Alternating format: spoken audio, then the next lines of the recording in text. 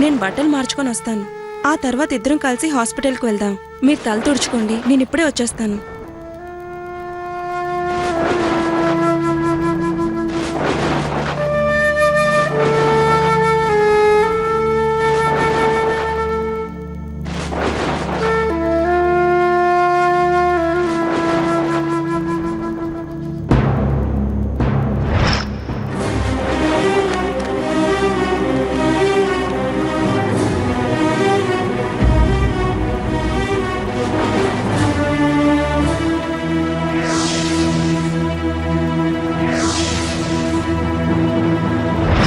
నాన్న మమ్మల్ని వదిలి వెళ్ళొద్దు నాన్న. రుకు ఏమైందమ్మా? నాన్న రుకు రుకు ఏమైందమ్మా?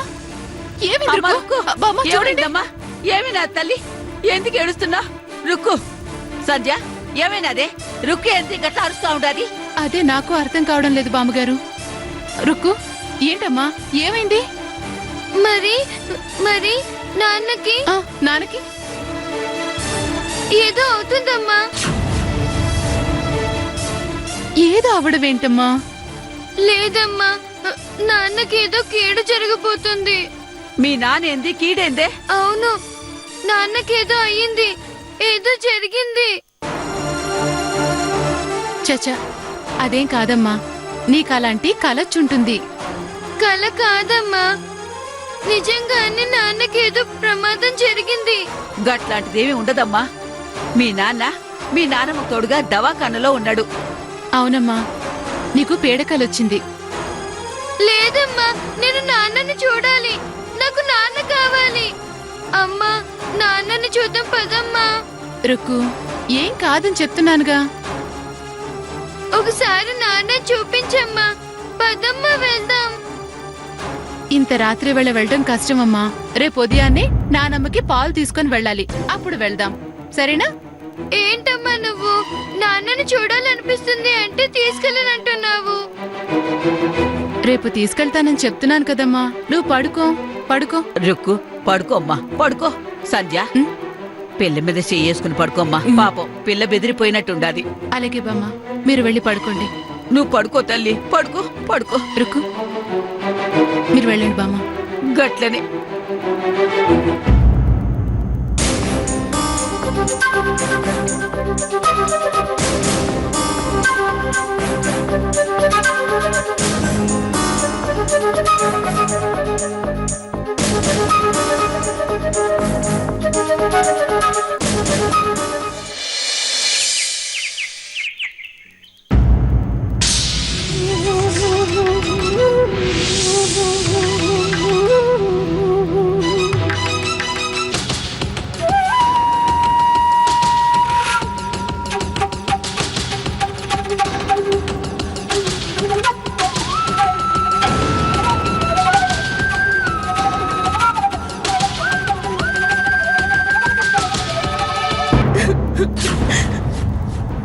మైత్రి గారు ఏమైంది? నాశనం అయిపోయింది, నా జీవితం నాశనం అయిపోయింది.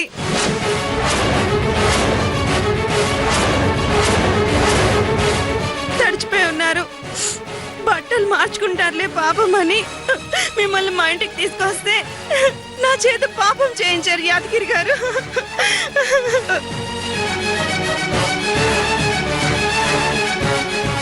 ఇప్పుడు నేనేం చెయ్యాలి?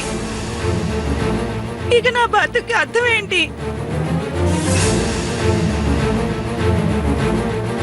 బయట తలెత్తుకొని ఎలా తిరగలను? మైత్రి గారు అసలు ఏమైంది? ఏమైందో మీకు తెలీదా? నిజంగా నాకేం తెలీదు. నటిస్తున్నారా? నిజంగా తెలీదా? అయ్యో నాకేం తెలీదు మైత్రి గారు. రాత్రి ఏం జరిగింది?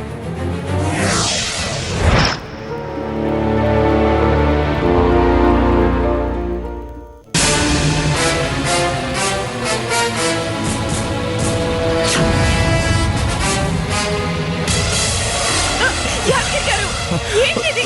ఏం మైత్రి చేస్తున్నారు? రా మైత్రి. వదలండి యాదగిరి గారు, తప్పండి. మైత్రి నేను మీ భార్యని కాదండి.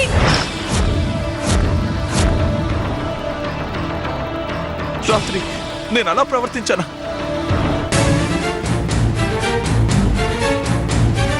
బ్రతిమలాడినా నువ్వు నా శీలాన్ని నిలువునా దోచేశావు.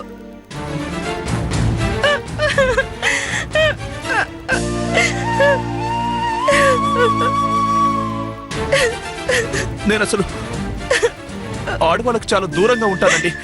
అలాంటి నేను మీ పట్ల అలా ప్రవర్తించానని తెలిసి నా మీద నాకే అసహ్యం వేస్తుంది. నా జీవితం అపహాస్యం అయిపోయింది. అసలు నేను మీ ఇంటికి రానని చెప్పాను, అయినా మీరే నన్ను బలవంతంగా తీసుకొని వచ్చారు. అప్పుడు మీరు నన్ను ఇలా బలాత్కారం చేస్తారని అనుకోలేదు. మీరు మంచి వాళ్ళని అనుకున్నాను. కానీ కానీ నాకంటూ ఎవ్వరూ లేరు. అనాథగా బ్రతుకుతున్నానన్న బాధ కలిగినా పోనీలే గౌరవంగా బతుకుతున్నానని నన్ను చూసుకొని నేనే ఆనందించేదాన్ని. కానీ ఇప్పుడు నేనొక కళంకితని, చెడిపోయిన ఆడదాన్ని. అసలు రేపటి నా బతికేంటి? ఇప్పుడు నేనేం చెయ్యాలి? మీరెంత బాధపడుతున్నారో నాకు అంతే బాధగా ఉంది. మీరెందుకండి బాధపడతారు? మీరు మగవాళ్ళు. కానీ ఆడదాన్ని. నా బాధ ఎవరితో చెప్పుకోను? తలెత్తుకుని ఎలా తిరగలను? దయచేసి ఈ విషయం ఎవరితోనూ చెప్పొద్దు. మా అమ్మకి ఈ విషయం తెలిస్తే ఇంకంతే, ఇంట్లో ఏదైనా జరగచ్చు. చచ, ఆవిడ దాకా ఈ విషయం ఎందుకు వెళ్ళనిస్తాను? నా బాధ ఏదో నాలో నేనే పడతాను. అయినా జరిగిన దాంట్లో మీ ఒక్కరి తప్పే కాదు, నా తప్పు ఉంది. ఎలాగైనా నేను తప్పించుకుని ఉండాల్సింది. సర్లేండి, మీరు హాస్పిటల్కి వెళ్ళండి. మీ అమ్మగారు మీకోసమే ఎదురు చూస్తూ ఉంటారు. త్వరగా వెళ్ళండి. మైథిలి గారు, మీ అమ్మగారికి తెలియనివ్వండి. మీరు వెళ్ళండి యాదగిరి గారు.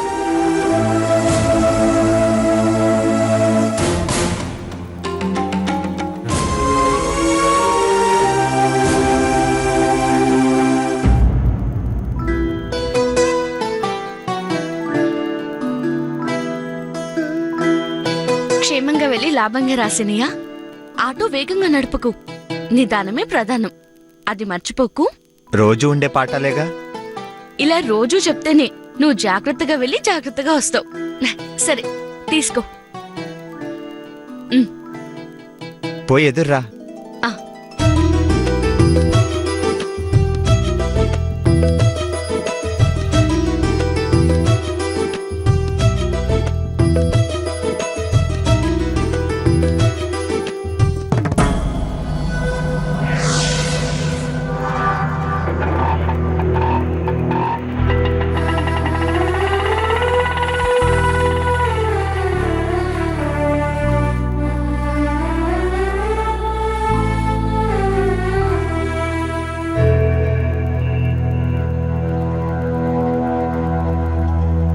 అమ్మా పద్దు,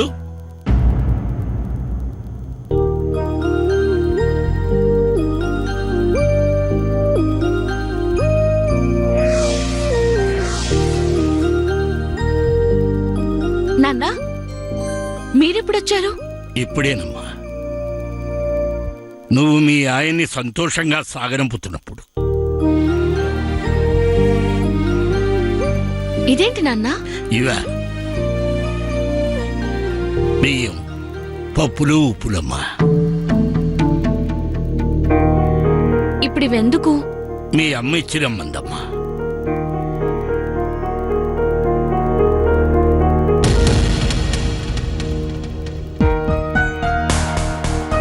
కట్టుబట్టలతో చేతిలో చిల్లు గవ్వలేకుండా ఇంట్లోంచి బయటకొచ్చారు కదమ్మా నువ్వు అల్లుడు గారు.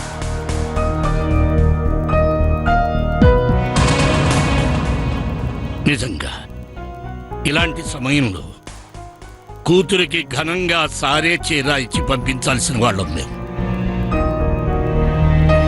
కానీ ఆ స్తోమత లేని వాళ్ళమమ్మా మేము.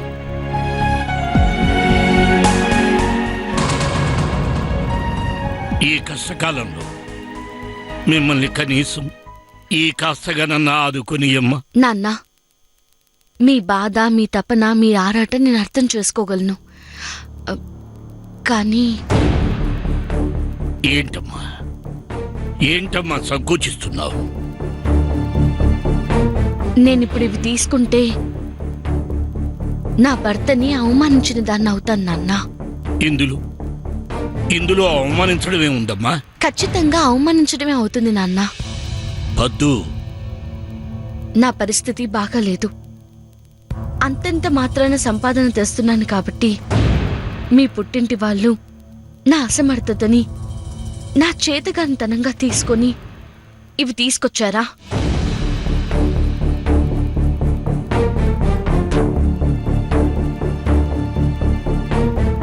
వాళ్ళిస్తే నువ్వెలా తీసుకున్నావని సీనయ్య నన్ను అడగడా చెప్పండి. సేనయ్య చాలా మంచివాడమ్మా, అలా అడగడు. పైకి అడగకపోయినా లోపల బాధపడతాడు కదా. ఏంటమ్మా ఇలా మాట్లాడి మమ్మల్ని పరాయి వాళ్ళం చేస్తున్నావా తల్లి? ఆడపిల్ల పుట్టింటి నుంచి మెట్టింట్లోకి అడుగుపెట్టిన క్షణం నుంచి పుట్టింటి నుంచి ఏమీ ఆశించకూడదు నాన్న.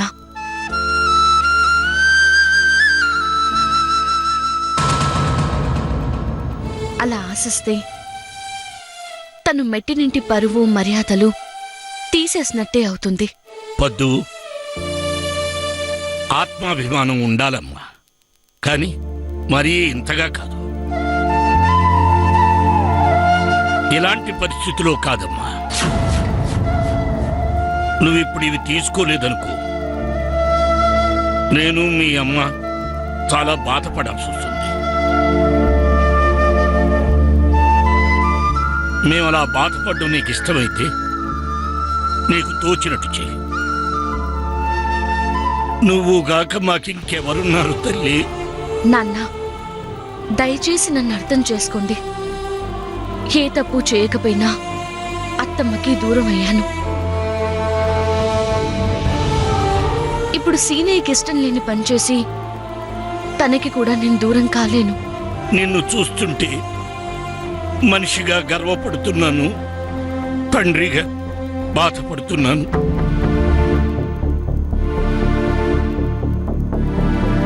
భర్త తెచ్చే పచ్చడి మెతుకులు చాలు, ఆయాచితంగా వచ్చే పరమాన్నం నాకొద్దు అన్నావు చూడు. ఇలాంటి కూతుర్ని కన్నా మా జన్మ ధన్యమైంది పద్మావతి, ధన్యమైంది. ఆకలిగా ఉంది, నీ చేత్తో ఒక్క ముద్ద అన్నం పెడతావా తల్లి?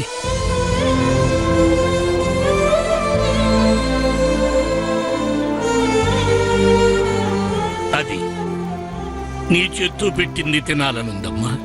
అయ్యో, దానికేం భాగ్యం నాన్న. రండి రండి నాన్న.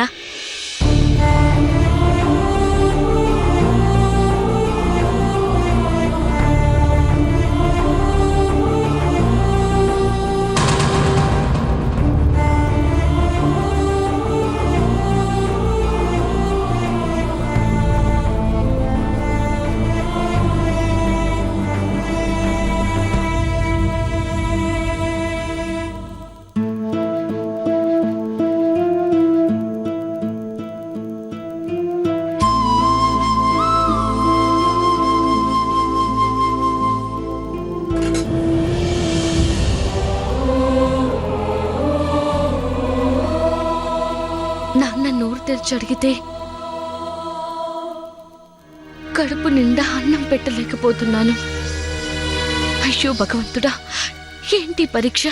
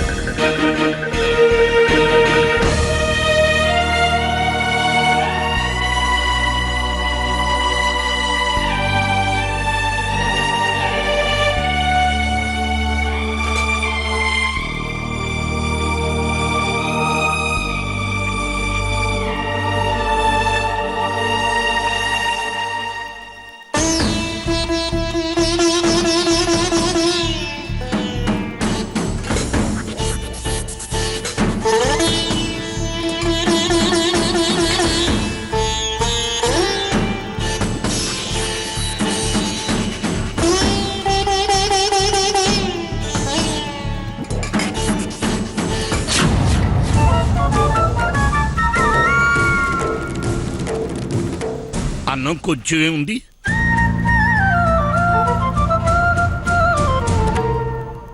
నీ ఇద్దరు తినేశారా? తినేసాను నాన్న.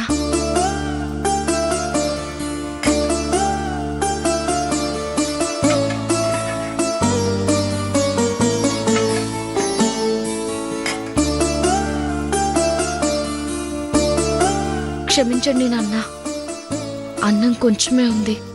నేనడిగింది కూడా ఒక్క కవళమే కదమ్మా. పెట్టు, పెట్టరా.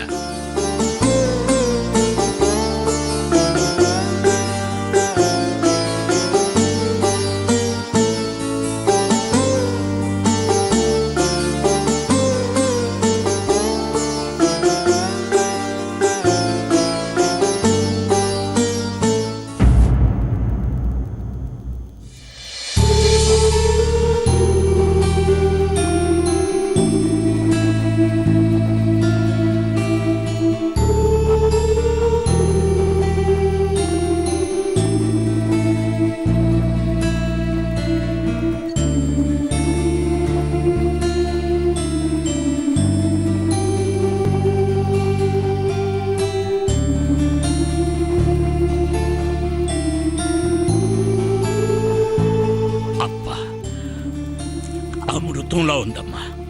ఏది ఇంకాస్త పెట్టమ్మా, పెట్టమ్మా.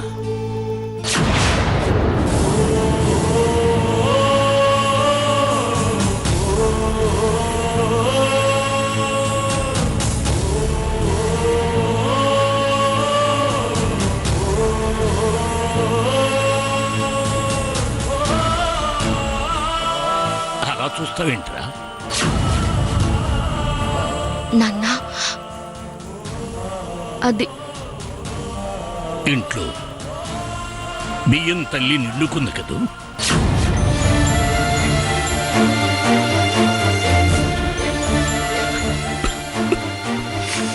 నా తల్లి, ఎందుకమ్మా ఈ ఆత్మాభిమానం?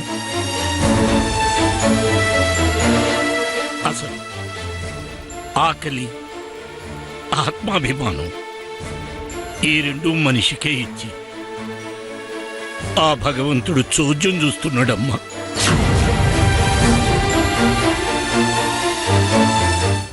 ఇప్పుడు నాకు రుణం తీర్చుకునే అవకాశాన్ని ఇస్తావా తల్లి? రుణం ఏంటి నాన్న? నీ చేతి ముద్దలు నేను తిన్నాను కదమ్మా. అది రుణం ఎలా అవుతుంది? అవుతుందమ్మా. ఒకరి కష్టార్జితంతో సంపాదించిన దాన్ని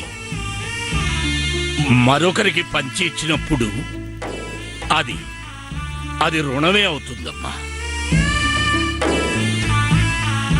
అందుకే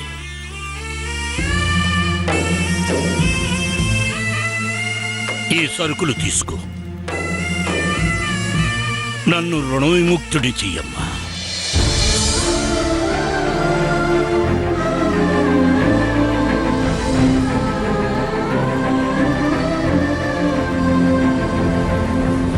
ఎందుకన్నా ఒక ముద్ద అన్నం కావాలి, పెడతావా అని అడిగింది? అవును తల్లి.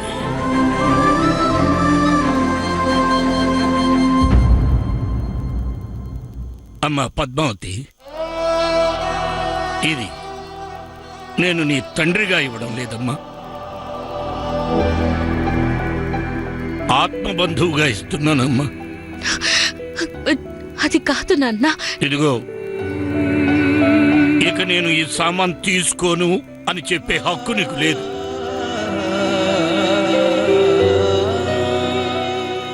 ఒరేయ్, నాకు గుర్తుందిరా, గుర్తుంది. ఆ రోజు మీ అమ్మకి కిడ్నీ ఏర్పాటు చేసి తన ప్రాణాన్ని నిలబెట్టావే, ఇవాళ నీ చల్లని చేత్తు నాకు అన్నదానం చేశావే,